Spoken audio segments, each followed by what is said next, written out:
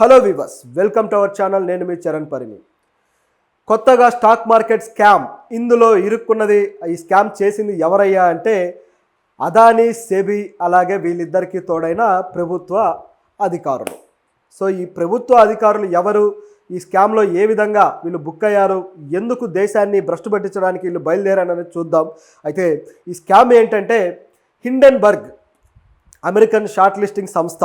ఈ సంస్థ ఒక విషయాన్ని గత కొద్ది రోజులుగా మాట్లాడుతూ వస్తుంది. అదేంటంటే అదానీ తన స్టాక్ మార్కెట్ స్కామ్లు చేస్తూ వస్తున్నాడు, సో అదానీ స్కాముల వల్లనే అతను ప్రపంచ స్థాయి కుబేరుడిగా ఎదిగాడు అని చెప్పేసి ఆ స్కాములు ఏంటి అనేది పూసగుచ్చినట్టుగా తను చెప్పడం జరిగింది గత సంవత్సరం. అయితే ఈ విషయం పెద్ద వివాదమైంది. పార్లమెంట్లో ప్రతిపక్షాలు కూడా గట్టిగా క్వశ్చన్ చేశాయి.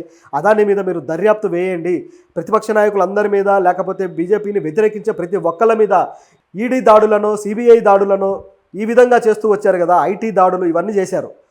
అదానీ మీద మీరు ఎందుకు చేయరు, ఇంత భయంకరమైన ఆరోపణలు వచ్చినప్పుడు మీరు చేయాలి కదా అని చెప్పేసి ప్రశ్నించడం జరిగింది. కానీ గతంలో బీజేపీకి బాగా బలం ఉండటంతో, ప్రతిపక్షాలు వీక్గా ఉండటంతో వాళ్ళ వ్యాఖ్యల్ని ఏమాత్రం మోడీ అలాగే ఆయన వర్గం పట్టించుకోలేదు. మన గతం నుంచి తెలుసు, మోడీ అదానీ గుజరాతీ జిగిరి దోస్త్ అని.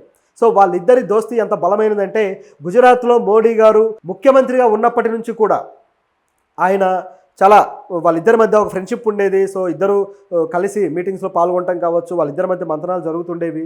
సో ఇక రాజకీయంగా కూడా చాలా దన్నుగా నిలబడ్డాడు అనే వార్తలు కూడా అనేకం ఉన్నాయి. తరువాత ప్రధానమంత్రి అయినాక కూడా దేశంలో ఉన్న పోర్టులు కావచ్చు, అలాగే ఈ బొగ్గు ఏవైతే ప్రాజెక్టులు ఉన్నాయో ఇవి కావచ్చు, అలాగే ఆయిల్ ప్రాజెక్టులు, మనం రష్యా నుంచి కొనుక్కున్న ఆయిల్తో సహా ప్రతిదీ కూడా అదానీ కంపెనీలకే ముట్ట చెప్పడం అనేది మోడీ గవర్నమెంట్ చేస్తూ వచ్చిన ఒక రాజకీయం. సో ఇంత దారుణంగా ఒక వ్యక్తిని ఈ విధంగా కుబేరుని చేయడానికి కంకణం కట్టుకొని జాతీయ దేశ సంపద మొత్తాన్ని కూడా ఆయనకు కట్టబెడుతూ పోయారు. చివరికి ఆయన దేశంలోనే నెంబర్ 1 కుబేరుడిగా ఎదిగి ఎప్పుడైతే ఈ హిండెన్బర్గ్ రిపోర్ట్ వచ్చిందో ఒక్కసారిగా ఆయన కుప్పకూలడం స్టార్ట్ అయిపోయింది. ఆ విధంగా కుప్పకూలినా సరే టాప్ 30 ప్రపంచ కుబేరుల్లో అయితే ఆయన లిస్టింగ్లో అయితే ఉన్నాడు. అంటే దాదాపు 28 ఆ ప్లేస్కి అయితే చేరుకున్నాడు. గతంలో అయితే టాప్ 3లో ఉండేవాడు, ఇప్పుడు టాప్ 28 ప్లేస్కు వచ్చి మళ్ళీ ఆ ప్రస్థానం ఆగకుండా గత సంవత్సరం నుంచి కూడా ఇక ఆయనకే అన్ని దండుకుంటూ వెళ్ళిపోతున్నాడు అనమాట. ప్రభుత్వం ఆ విధంగా అదానీను కాచి కాపాడుతూ పోషిస్తూ వస్తుంది. ఇది ప్రభుత్వం చేస్తున్న పని. అయితే దీంట్లో ఇప్పుడు బయటపడిన స్కామ్ ఏంటంటే మళ్ళీ హిండెన్బర్గ్ ఇప్పుడు పార్లమెంట్ సమావేశాలు జరుగుతున్నాయి కదా, ఈ సమావేశాల టైంలోనే ఒక విషయాన్ని బయటపెట్టింది. ఏంటంటే సెబీ, ఈ సెబీకి విదేశాల్లో ఉన్న అదానీ కంపెనీల్లో వాటాలు ఉన్నాయి అని చెప్పేసి ఒక విషయాన్ని బయటపెట్టింది. ఈ సెబీ అనేది securities and exchange board of India. ఇది యాక్చువల్గా స్టాక్ మార్కెట్లో అనేక విషయాలని రెగ్యులేట్ చేయడానికి ఏర్పాటు చేసిన సంస్థ. స్టాక్ మార్కెట్ అక్రమాలు ఏమైనా జరిగితే ఆ అక్రమాల మీద దర్యాప్తులు చేయడానికి ఏర్పాటు చేసిన సంస్థ. సో అలా దర్యాప్తు చేసి అక్రమాలను నిగ్గు తేల్చి వాళ్ళకి శిక్షలు పడేలా చర్యలు తీసుకుంటుంది. అటువంటి సంస్థకే ఒక కంపెనీలో వాటాలు ఉన్నాయంటే అసలు ఇది ఎంత ఆశ్చర్యకరమైన విషయం. అంటే ఒక సంస్థకి లేదా ప్రభుత్వ ఉద్యోగులకి ఉండద్దా అంటే ఇక్కడ సమస్య ఏంటంటే సెబీ చైర్మన్ ఎవరైతే ఉన్నారో మాధవి బుచ్, ఈవిడకి అలాగే ఈవిడ భర్త ధవల్ బుచ్, సో వీళ్ళిద్దరికీ కూడా అదానీ కంపెనీలో వాటాలు ఉన్నాయి. మరి పర్సనల్గా వాళ్ళు వాటాలు కొనుక్కుంటే సమస్య ఏంటి అనే ప్రశ్న రావచ్చు. నిజానికి ఇక్కడ ఉన్న లింక్ ఏంటంటే ఇది ప్రభుత్వ సంస్థ, పైగా స్టాక్ మార్కెట్ని రెగ్యులేట్ చేస్తున్న సంస్థ. ఈ సంస్థకి స్టాక్ మార్కెట్లో ఏం జరుగుతుంది, ఎక్కడ ఏమేమి అవుతున్నాయి అనే విషయాలు అన్నీ తెలుసు. అలాంటి సందర్భంలో స్టాక్ మార్కెట్లో లిస్టింగ్ అయ్యి ఉన్న ఒక సంస్థలో ఎలాంటి షేర్స్ ఉంటాయి, వాటి గ్రోత్ ఏంటి, వాటిలోని నష్టం ఏంటి, ఇవన్నీ కూడా క్లారిటీ ఉంటుంది. సో వీళ్ళు కొనడం అంటే ఇది ఒక ఇంటర్నల్ ఒక లాబీయింగ్ లాంటిది అనుకోవాలి, అలాగే లోపల లాలూచి పడ్డం అనుకోవాలి. సో ఇది చాలా పెద్ద స్కామ్. ఇది ఎలా ఉంటుందంటే పోలీసులు దొంగను పట్టుకోవడానికి పంపిస్తే పోయి దొంగ దగ్గర వాటా తెచ్చుకుంటే ఎలా ఉంటుంది, వాడు దొంగతనం చేసిన దాంట్లో, అలాంటిది అనమాట. సో అంత దుర్మార్గమైన స్కామ్ ఇది. సో ఈ విధంగా వీళ్ళు బుక్ అయ్యారు. సో ఇది బయటికి రావడంతో ఒక్కసారిగా కలకలం రేగింది. పార్లమెంట్లో దీని మీద వాడిగా వేడిగా గత 2 రోజుల నుంచి చర్చలు జరుగుతున్నాయి. రాహుల్ గాంధీ అయితే చాలా గట్టిగా రియాక్ట్ అయ్యాడు. సో ఆయన ఏమన్నాడంటే ఈ సెబీ చీఫ్కే దీంట్లో వాటాలు ఉన్నాయి అంటే ఇంకా ఎంత దారుణమైన పరిస్థితి ఉంది, మొత్తం జాతీయ సంపదను మొత్తం దోచిపెడతారా, సామాన్యులు స్టాక్స్ కొనుక్కుంటూ ఉంటారు, సామాన్యులు, చిరు వ్యాపారులు, మధ్యతరగతి జీవులు వీళ్ళంతా కూడా షేర్స్ కొంటారు. సో ఒకవేళ అందులో నష్టాలు వస్తే వీళ్ళ పరిస్థితి ఏం కాను అంటే వీళ్ళేమో లాభాలు వచ్చే వాటిలో కొనేసుకొని వీళ్ళు బాగుపడిపోతారు.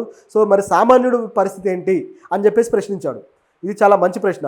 ఎలాగైనా సరే ఖచ్చితంగా ఈ సెబీ చీఫ్ తన పదవికి రాజీనామా చేయాల్సిందే, దిగిపోవాల్సిందే, డైరెక్ట్గా సెబీ చీఫ్ మీదనే ఆరోపణలు వచ్చాయి. కాబట్టి వాళ్ళు అక్కడ ఉండటానికి అర్హులు కాదు, కావాలంటే మీరు దర్యాప్తు వేయండి, అంటే జాయింట్ పార్లమెంటరీ కమిటీ వేసి ఆ దర్యాప్తులో నిగ్గు తేల్చండి విషయాలన్నీ అని చెప్పేసి ఆయన అడిగాడు. కానీ ఈ జాయింట్ పార్లమెంటరీ కమిటీ వేయడానికి ప్రధానమంత్రి రెడీగా లేడు. అలాగే బీజేపీ శ్రేణులు కూడా దీన్ని పూర్తిగా వ్యతిరేకిస్తున్నాయి. ఒకవైపు ఏమో ఇండియా కూటమి గట్టిగా మాట్లాడుతూ ఉంది.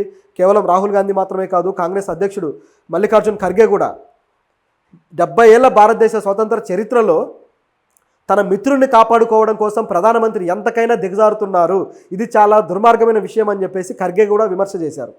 అలాగే కమ్యూనిస్టు నాయకుడు సీతారాం యేచూరి గారు కూడా ఆయన ఏమన్నాడంటే ప్రభుత్వం ఖచ్చితంగా ఆ సెబీ చీఫ్ని తొలగించాల్సిందే ఆ పదవి నుంచి, లేదా సెబీ చీఫ్ వాలంటరీగా రాజీనామా చేసి పక్కకు తొలగాలి అని చెప్పేసి ఆయన కూడా అడిగాడు. ఈ విధంగా ప్రతిపక్షాలందరూ కూడా అడుగుతూ వస్తున్నారు. జాయింట్ కమిటీ వేయడానికైతే ఈ ప్రభుత్వం రెడీగా లేదు. సో వీళ్ళు చెబుతున్నది ఏంటంటే మేము జాయింట్ కమిటీ వెయ్యము, ఎందుకంటే కరెక్ట్గా పార్లమెంటు సమావేశాల టైంలోనే ఇది ఎందుకు బయటికి వస్తుంది, ఎందుకు ఈ హిండెన్బర్గ్ వాళ్ళు మన ఇండియా మీద టార్గెట్ చేసి ఈ విధంగా మాట్లాడుతున్నారు అనే ఒక క్వశ్చన్ అయితే వీళ్ళు తీస్తున్నారు. పార్లమెంట్ సమావేశాల టైంలో కాకపోతే ఎప్పుడు మాట్లాడుకోవాలి? అందరూ ఇళ్లలో కూర్చున్నప్పుడు మాట్లాడుకోవాలా? ఏ ప్రజలకు సంబంధించిన సమస్య ఉన్నా చర్చించేది పార్లమెంట్ కాబట్టి, ఆ వేదిక ఉంది కాబట్టి ఆ టైంలోనే వాళ్ళు బయటికి తీసుకొస్తున్నారు. పైగా ఇది ఒక స్కామ్, దేశ సంపదకు సంబంధించింది. ఇందులో ప్రభుత్వం పాత్ర ఏం లేదు కదా, ఉన్నదంతా కూడా అదానీ పాత్ర కదా. ప్రభుత్వంలో ఎవరు తప్పు చేసినా యాక్షన్ తీసుకోవాల్సిన బాధ్యత లేదా? ఆ ప్రభుత్వానికి దర్యాప్తు సంస్థలు ఉంటాయి, మీరు వచ్చి సరే అది ఒకవేళ తప్పు అని నిరూపించాలన్నా దర్యాప్తు చేస్తే నిరూపణ అవుతుంది కదా, మీరు ఎందుకు భయపడుతున్నారు అనే ప్రశ్న అయితే మనం వేయాలి. నిజానికి హిండెన్బర్గ్ గతంలో చెప్పింది కూడా ఈ అదానీ స్కామ్, అది కూడా దాని మీద ఇప్పుడు దర్యాప్తు చేస్తున్నామని కూడా అన్నారు. ఇది ఇక్కడ జోక్. అంటే గతంలో హిండెన్బర్గ్ చెప్పిన దాన్ని నమ్మలేదు, వీళ్ళు విదేశీ శక్తుల ప్రాబల్యంతో ఇట్లా మాట్లాడుతున్నారు, వాళ్ళ ప్రభావం ఉంది అని చెప్పేసి గతంలో అన్నారు. విదేశీ శక్తుల ప్రభావం ఉంది అన్న మీరే మళ్ళీ ఆ స్కామ్కి సంబంధించిన దర్యాప్తుకు ఎందుకు కమిటీ వేసి దర్యాప్తు చేస్తున్నారు? పోనీ సంవత్సరం నుంచి దర్యాప్తు చేస్తున్నారు అంటే ఎంతో కొంత నమ్మినట్టే కదా, లేదా దీంట్లో నిజాలు నిగ్గు తేల్చాలన్న ఉద్దేశం ఉన్నట్టే కదా. అందులో భాగంగానే ఇది కంటిన్యూ చేయొచ్చు, కానీ చేయట్లేదు. పైగా సంవత్సరం నుంచి దర్యాప్తు జరుగుతూ ఉన్నా సరే ఇంతవరకు కూడా ఆ దర్యాప్తుకు సంబంధించిన ఏ రిపోర్టు కూడా బయట పెట్టలేదు. మరి ఆ దర్యాప్తు చేస్తున్న డిపార్ట్మెంట్ ఎందుకు కామ్గా ఉంది? రిపోర్ట్లు అయితే బయట పెట్టాలి కదా, సో బయట పెట్టలేదు. గతంలో అదాని చేసిన స్కామ్ కూడా ఇంతకన్నా ఘనమైందే. అదేంటంటే ఆయన మన దేశానికి ఏవైతే దిగుమతి చేసుకోవాల్సిన ముడి సరుకుని తక్కువ రేటుకి కొని ఎక్కువ రేటుకు కొన్నట్టుగా చూపించుకోవడం. అలాగే పక్క దేశాల నుంచి స్టాక్ మార్కెట్లో అయితే విచిత్రంగా తన డబ్బుని పక్క దేశాలకు తరలించి హవాలా ద్వారా అక్కడ ఒక షెల్ కంపెనీ లాంటివి ఏర్పాటు చేసి అక్కడి నుంచి డబ్బు మొత్తాన్ని తన షేర్ మార్కెట్లో తన లిస్టింగ్ అయిన కంపెనీల్లో పెట్టుబడిగా భారీ స్థాయిలో పెట్టిస్తున్నాడు. సో దీనివల్ల పక్క దేశాల నుంచి భారీ స్థాయిలో ఈ కంపెనీలకి ఇన్వెస్ట్మెంట్ వస్తుంది, షేర్లు కొంటున్నారు, కాబట్టి మనం కూడా కొనేద్దామని ఒక ఆర్టిఫిషియల్ బజ్ క్రియేట్ చేసి ప్రజలు కూడా మోసపోయి దాన్ని కొనేస్తున్నారనమాట. అలా షేర్లు కొన్న తర్వాత ఆ విధంగా షేర్లు పెరిగి ఆయన కుబేరుడయ్యాడు. ఇది ఇక్కడ జరిగిన స్కామ్. అంటే ఇది ఎంత గమ్మత్తైన స్కామో చూడండి. చాలా తెలివితేటలు కావాలి దీనికి. అంటే కంపెనీలు డెవలప్ చేయడానికి ఎన్ని తెలివితేటలు కావాలి, ఇలాంటి స్కాములు చేయడానికి కూడా అన్ని తెలివితేటలు కావాలి. మరి ఇవన్నీ ప్రభుత్వానికి తెలీదా? ఇంత జరుగుతుందంటే తెలియకుండా ఉంటుందా? ప్రతిదీ కూడా ఎందుకు అదానీకే కట్టబెడుతున్నారు అనేది ఇక్కడ ఉన్న ప్రశ్న. ఇదంతా ఈ విధంగా జరుగుతుండగా సడన్గా నిన్న ఉన్నట్టుండి రాహుల్ గాంధీ స్టాక్స్కి సంబంధించిన ఒక విషయం బయటకు వచ్చింది. అదేంటంటే రాహుల్ గాంధీ గత కొద్ది రోజుల క్రితం నుంచి అందరూ స్టాక్స్ కొంటూ ఉంటారు కాబట్టి పర్సనల్గా రాహుల్ గాంధీ కూడా అనేక స్టాక్స్లో పెట్టుబడి పెడుతూ ఉన్నాడు, షేర్స్ కొంటున్నాడు, ఇంత జరుగుతుంది. సో ఇవన్నీ కూడా ఉన్నట్టుండి బయటకు వచ్చేసాయి. ఎందుకు నిన్ననే బయటికి రావాలి? మొన్న తెల్లారి హిండెన్బర్గ్ రిపోర్ట్ బయటకు వచ్చింది, దాని మీద పార్లమెంట్లో పెద్ద రచ్చ జరుగుతుంది. ఉన్నట్టుండి నిన్న మధ్యాహ్నం రాహుల్ గాంధీ స్టాక్స్ ఒక్కసారిగా రేట్ పెరిగిపోయాయి, 5 రెట్లు ఎలా పెరిగింది, లేకపోతే ఇన్ని రెట్లు డబ్బులు ఆయనకి ఎలా ఒక్కసారిగా పెరుగుతున్నాయి అని చెప్పేసి ఒక న్యూస్ అనమాట. ఎందుకు కరెక్ట్గా ఇదే టైంలో వచ్చిందని గమనిస్తే ఒక విషయం అర్థమవుతుంది. రాహుల్ గాంధీ కూడా ఇలాంటి స్కామ్ చేశాడేమో అని ప్రజలని మిస్గైడ్ చేయడం కోసం ఈ న్యూస్ని ఉన్నట్టుండి రిలీజ్ చేశారు. అది ఇక్కడ జరిగింది. అంటే ఏ విషయంలో అయితే రాహుల్ గాంధీ క్వశ్చన్ చేస్తున్నాడో దాన్నే తిరిగి ఒక బూమరాంగ్ లాగా రాహుల్ గాంధీ మీద వాడదాము అని చెప్పేసి తెలివిగా ఆలోచించింది ప్రభుత్వం. సో వీళ్ళు రాహుల్ గాంధీ స్టాక్స్ గురించి బయటపెట్టారు. కానీ అందులో ఏ స్కామ్ కనపడలేదు, ఆయన స్టాక్స్ వాల్యూ పెరిగింది, దానివల్ల ఆయనకు డబ్బులు వచ్చాయి, అది క్లియర్. సో ఇది. కానీ వీళ్ళు జాయింట్ పార్లమెంటరీ కమిటీ వేస్తారా లేదా అనేది ఒక డౌట్ అయితే ఇంకొక ప్రశ్న కూడా బయలుదేరింది. అదేంటంటే విదేశీ శక్తుల ప్రమేయం. అదానీని ముంచడానికి విదేశీ శక్తులు ఎందుకు రావాలి?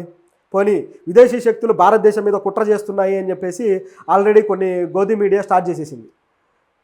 అంటే ప్రభుత్వం మీద ఏదన్నా క్వశ్చన్ చేస్తే, లేకపోతే అదానీ స్కాముల మీదనో లేకపోతే మరో స్కామ్ మీదనో క్వశ్చన్ చేస్తే అది విదేశీ శక్తులు అంట. అంటే క్వశ్చనే చేయొద్దు, అంటే దేశ సంపద ఎవరికి దోచిపెట్టినా ఊరుకుండాలి. సెబీ చీఫ్ మీద ఆరోపణలు వచ్చినప్పుడు నిరూపించుకోవాల్సిన బాధ్యత వాళ్ళది కదా. మరి ఈ మీడియా ఎందుకు తడుముకుంటుంది భుజాలు? అంటే విదేశీ శక్తులు ఏదో ఒకటి చేస్తేనే మన దేశంలో స్కాములు జరుగుతాయా, లేకపోతే జరగవా? ఇప్పటిదాకా జరిగిన స్కాములన్నీ, అన్నా హజారే ఉద్యమాలన్నీ, 2G స్కాములు కావచ్చు, అలాగే రాఫెల్ స్కాములు కావచ్చు, ఇవన్నీ ఎవరు చేశారు? జరగలేదా? అది గత ప్రభుత్వాలే కావచ్చు. ఇప్పుడైతే ఇంకా అఫీషియల్గా జరుగుతున్నాయి. గతంలో అయినా అనఫిషియల్గా జరిగే కేసులు బుక్ అయినాయి. ఇప్పుడైతే ఇక డైరెక్ట్గా సిబిఐ ఈడీ దాడులు చేయడం, ఆ తర్వాత ఎలక్టోరల్ బాండ్స్ కొనడం, 1000 కోట్లు సమర్పించుకోవడం. దీన్ని ఏమంటారు? దీని స్కామ్ అనరా? అంటే చట్టంలో ఉన్న లొసుగులు వాడుకొని చేసే స్కాములు ఇవన్నీ. ప్రతిదానికి విదేశీ శక్తులు అని చెప్పేసి దేశాన్ని పక్కదారి పట్టించడానికి ఆలోచించడం తప్పితే ప్రజలు ఏమైపోతున్నారు, ప్రజలకు సంబంధించిన ధనమంతా ఇట్లా కుబేరుల చేతుల్లోకి ఒక్కసారిగా వెళ్ళిపోతుంది. దేశంలో ఉన్న కేవలం 1% కుబేరులకే దేశంలో ఉన్న 99% సంపద వెళ్ళిపోతుంది తరలి అని చెప్పేసి ఇంత చిన్న లాజిక్ ఎందుకు ఆలోచించట్లేదు మీడియా? సో ఇది మనం గమనించాల్సిన విషయం. ఖచ్చితంగా జాయింట్ పార్లమెంటరీ కమిటీ వేయాలి, సెబీ చీఫ్ను తప్పించాలి, దీని మీద విచారణ జరగాలి. ఒకవేళ అదాని దోషి అని తేలితే ఆయనకి శిక్ష కూడా పడాలి. ఇవన్నీ మోడీ ఉండంగా జరుగుతాయని మనం ఆశ పెట్టుకుంటే మనకు అత్యాశ ఉన్నట్టే ఇక. సో చూద్దాం ఏం జరుగుతుందో.